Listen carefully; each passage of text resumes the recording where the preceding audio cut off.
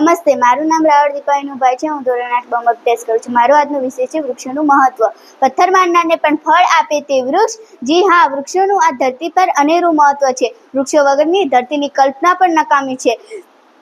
ધરતીની શોભા આ લીલાછમ વૃક્ષો જ છે. વૃક્ષો આપણને ફળ, ફૂલ, પાન, લાખ, સુંદર અનેક ઔષધિઓ પૂરી પાડે છે. વૃક્ષોનું લાકડું ફર્નિચર બનાવવામાં પણ વપરાય છે. વૃક્ષો પર માળો બાંધીને પક્ષીઓ પોતાનું રહેઠાણ તૈયાર કરે છે. વૃક્ષોના છાંયડામાં મુસાફરો તથા વટમણુને આરામ મળે છે. વૃક્ષોના છાંયડામાં પશુઓને કાળઝાળ ગરમીમાં રાહતનો અનુભવ થાય છે. આ તો પ્રત્યક્ષ ફાયદા છે. વૃક્ષોના પરોક્ષ ફાયદા તો ઘણા બધા છે. વૃક્ષો શુદ્ધ હવા અને કાર્બન ડાયોક્સાઇડ શોષી લે છે અને દૂષિત હવાને શુદ્ધ કરે છે. વૃક્ષો જમીનનું ધોવાણ થતું પણ અટકાવે છે. વૃક્ષો વરસાદ લાવવામાં પણ મદદરૂપ થાય છે. આટલા બધા ફાયદા હોવા છતાં આધુનિકીકરણના માર્ગે વળેલો મનુષ્ય નિકંદન કાઢવા બેઠો છે.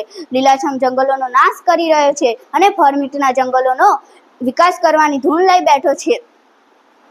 આડેધડ વૃક્ષોને કાપવાના કારણે દિવસે ને દિવસે ગરમીનો અનુભવ વધુ થઈ રહ્યો છે. પ્રદૂષણ વધ્યું છે. ધરતી સૂકી ભંઠ થતી જાય છે. મનુષ્યને લાગતા અનેક રોગોનો ભોગ બની રહ્યો છે. આપણે હજુ પણ સભાન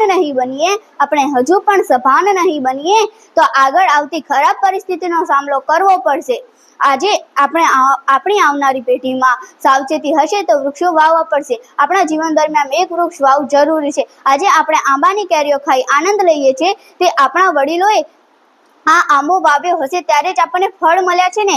એક વૃક્ષ અપલોડ કરી જુઓ, વાદળોનું ટોળું આવશે લાઈક કરવા. અસ્તુ.